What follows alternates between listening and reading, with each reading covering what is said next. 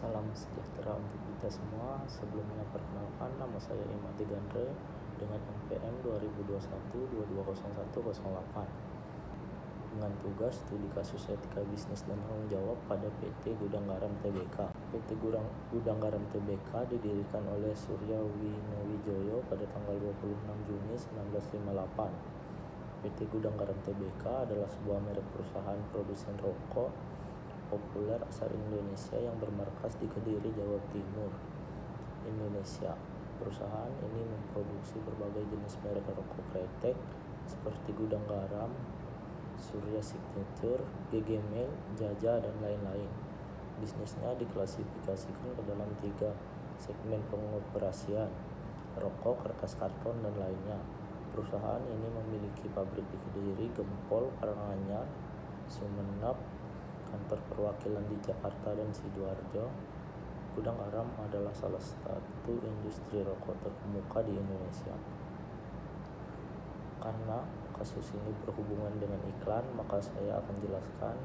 Dalam iklan dituntut untuk melakukan atau mengatakan hal yang benar pada konsumen tentang produk sambil membiarkan konsumen bebas menentukan untuk membeli atau tidaknya produk itu. Pelaku periklanan harus jujur, benar, dan bertanggung jawab, bersaing secara sehat, melindungi dan menghargai khalayak, tidak merendahkan agama, negara, budaya, dan golongan, serta tidak bertentangan dengan hukum yang berlaku. Iklan yang menyatakan kebenaran dan kejujuran adalah iklan yang beretika.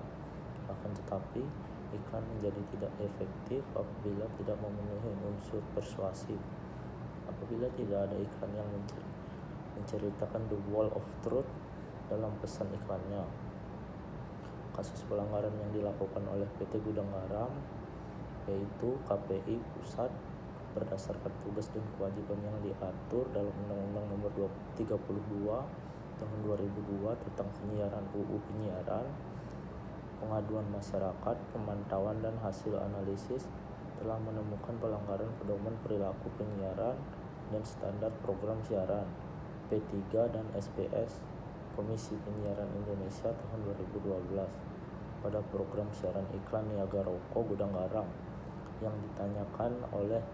ditayangkan oleh stasiun TV pada tanggal 10 Mei 2014 pada pukul 19.43 WIB. Program tersebut menampilkan iklan rokok di bawah pukul 9.30 malam. Jenis pelanggaran ini dikategorikan sebagai pelanggaran terhadap perlindungan anak dan remaja serta larangan dan pembatasan muatan rokok.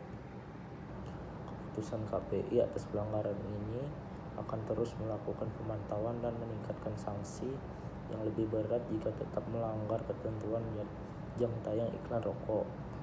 Sesuai dengan PP nomor 50 tahun 2005 tentang penyelenggaraan lembaga penyiaran swasta, penayangan iklan rokok di siang hari jelas melanggar pasal 21 ayat 3. Iklan rokok pada lembaga penyelenggara penyiar radio dan televisi hanya dapat disiarkan pada pukul 9.30 sampai dengan 5.00 waktu setempat di mana lembaga penyiaran tersebut berada. Kemudian juga dengan etika pariwira, Indonesia menyatakan dalam wahana iklan melalui media televisi yaitu iklan rokok dan produk khusus dewasa hanya boleh disiarkan mulai pukul 21.30 hingga pukul 5 waktu setempat.